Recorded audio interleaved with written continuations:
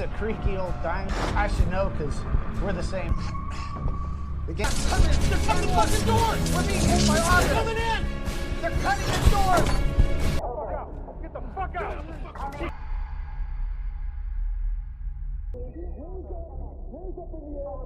Street viaduct. Hello? Fucking left! Bravo, 2 black and white. Incoming ETA, 2 minutes. Halo guys, jumpa lagi dengan saya di sini Rizal Alfa di channel yang keren ini, channelnya para pecinta film. Sebelum kita masuk ke scene pertama, penting bagi gue untuk ngingatin kalian semua buat dukung dan subscribe channel YouTube ini agar kami terus bisa berkembang dan berkreasi untuk mempersembahkan yang terbaik buat kalian semua, khususnya para pencinta film. Oke, tanpa buang waktu lagi, jangan lupa tenangkan diri Anda, siapkan pikiran Anda. Mari kita masuk ke scene pertama. Cekidot.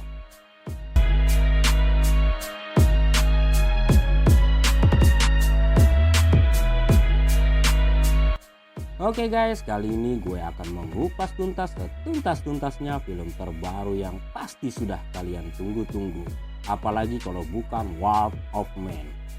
Film War of Man ini sendiri dibintangi oleh Jason Statham, aktor senior papan atas guys, yang dirilis bulan Mei tahun 2021. Film ini disutradarai oleh Guy Ritchie. Film bergenre action thriller ini terinspirasi dari film Prancis berjudul Castres yang tayang pada tahun 2004 silam. Film ini diawali dengan seorang yang bernama Patrick Hill, sang aktor utama dalam film ini, terlihat sedang serius menjalani serangkaian pelatihan yang cukup keras karena akan dipekerjakan sebagai seorang security atau tepatnya pengawal truk baja yang digunakan untuk membawa uang jutaan dolar guys. For you, we just need to see how you are under pressure. Cans off walls and the like. You need to hit the 70%. They call me Bullet, which is ironic because I certainly don't move like one. Scene berikutnya, Patrick pun terlihat asik menjalankan tugas perdananya sebagai pengawal truk baja yang berisikan uang yang sedikit jumlahnya. Semua pun berjalan lancar sesuai dengan rencana tanpa ada kendala apapun. The truck that day. He was staying at his mom's. There's the feds in my face trying to make out if I was involved somehow. Look, Dave will stay in the truck. H, you come in with me. H, that's right. X marks. Beralih ke scene berikutnya, Patrick terlihat sedang menunggu seseorang bersama rekan kerjanya di dalam mobil truk baja guys. Sang partner kerja Patrick pun mencoba menghubungi rekan kerja mereka yang satu lagi bernama Ballet melalui radio panggil. Akan tetapi tidak lama kemudian terdengarlah suara seorang pria yang tengah mengalami penyiksaan di radio panggil tersebut guys. Suara itu tidak lain dan tidak bukan adalah suara dari Ballet, rekan kerja mereka yang tengah mendapat siksaan dari kawanan rampok bersenjata dan diancam akan dibunuh.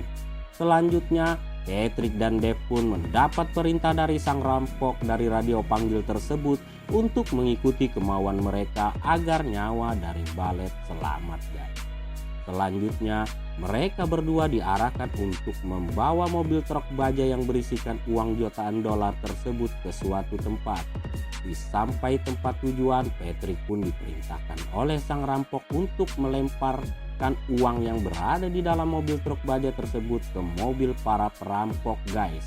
Dan akhirnya Patrick pun menggunakan keahliannya dalam memainkan senjatanya dan menyarangkan beberapa peluru ke kepala para perampok.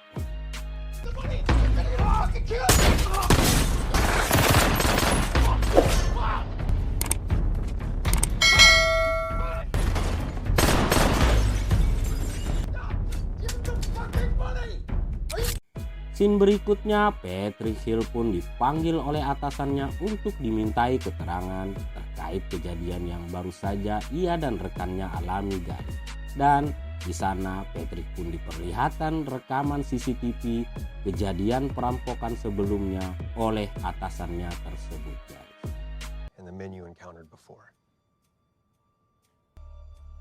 Mr. Hill? Anything ringing a bell? We done? Yeah, we'll be in touch.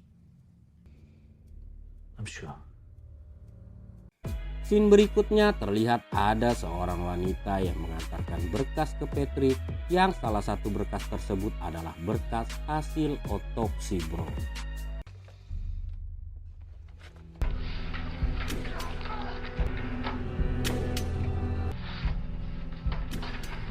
Selanjutnya Patrick pun kembali bekerja seperti biasanya.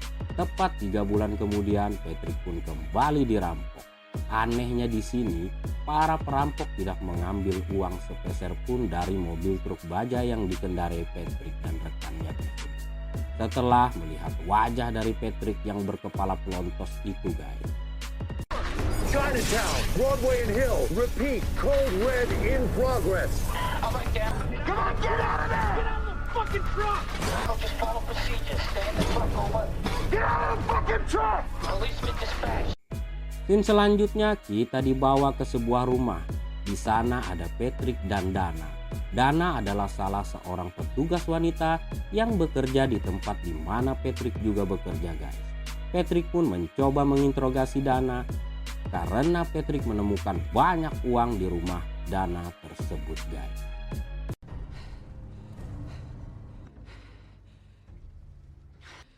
They missed it. It was in the trolley, so I found it. Okay, it's 125,000. Scene berikutnya kita comeback ke 5 bulan sebelumnya, guys, di mana Patrick sedang liburan bersama anaknya bernama Doggy. Tak lama kemudian Patrick pun mendapat telepon bahwa akan ada perampokan, guys. Patrick pun akhirnya menuju tempat rencana perampok bersama anaknya.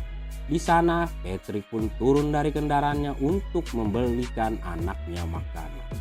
Sementara sang anak tetap menunggu sang ayah di dalam mobil, asik berbelanja tanpa disadari Patrick telah terjadi perampokan mobil truk baja tak jauh dari mobil yang terdapat sang anak di dalamnya.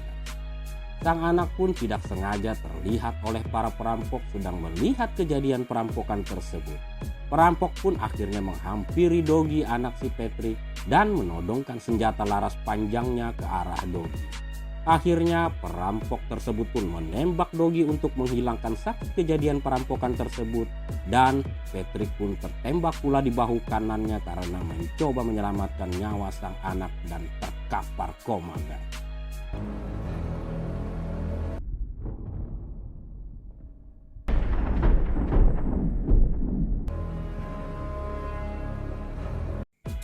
Tepat 3 minggu kemudian Patrick pun sadar dari komanya, sedang terbaring lemas di ranjang rumah sakit. Di sanalah terungkap bahwa nama asli dari Patrick Hill adalah Mr. Mess, seorang bos mafia besar, guys.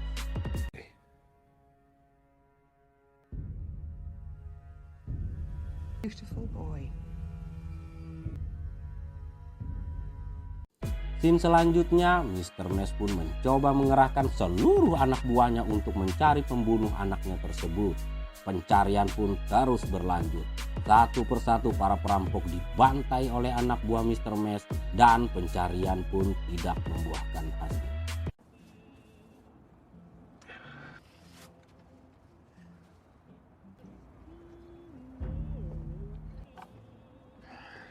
Mike.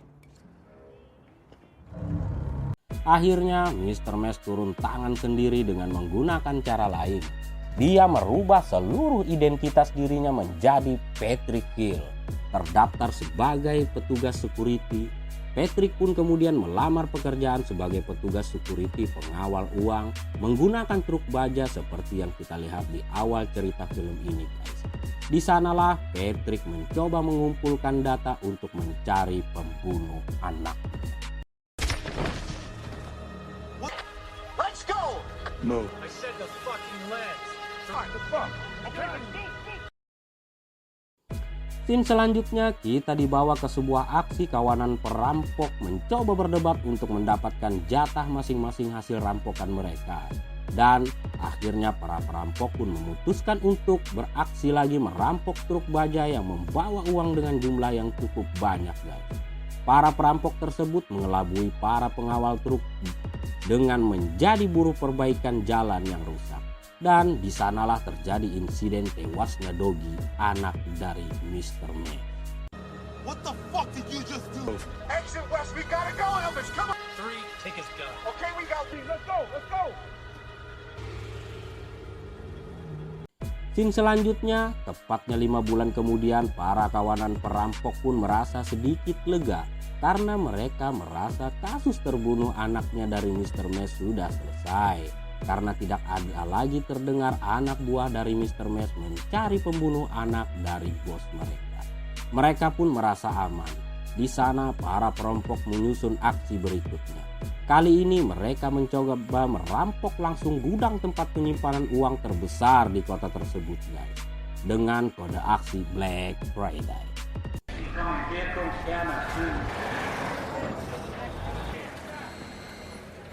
Thank you, Mr. Hill. Sign it in. We have every...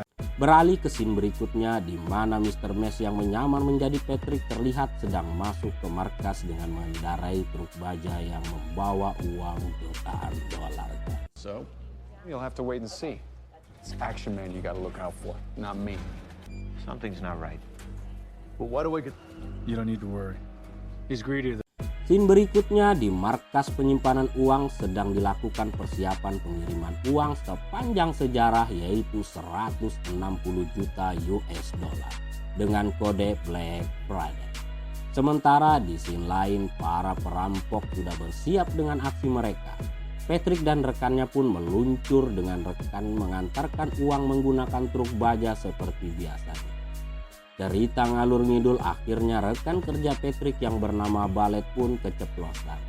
Dialah orang yang membantu kawanan rampok yang selama ini beraksi. Sampai akhirnya ada anak muda yang tewas terbunuh yang tidak lain adalah anak dari Patrick itu sendiri.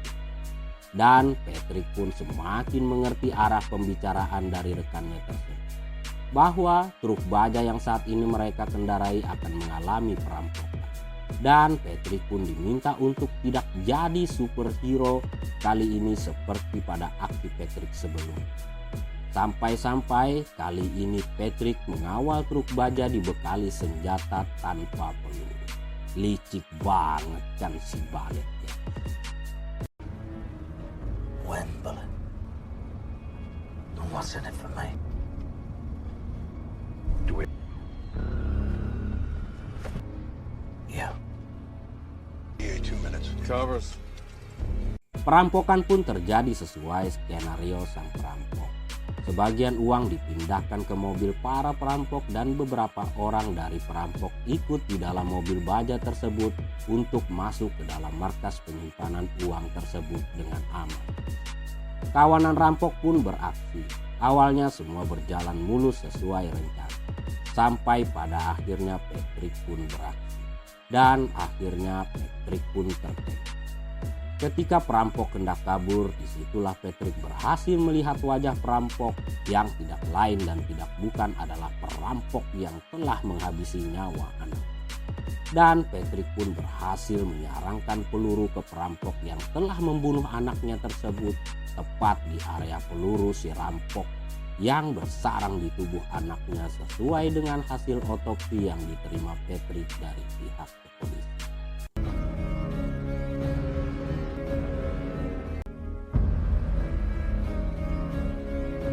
Oke, pesan moral dari film ini, seorang ayah akan rela melakukan apa saja demi anak yang dicintainya. Pertanyaannya, apakah seorang anak mau menuruti semua perintah ayah?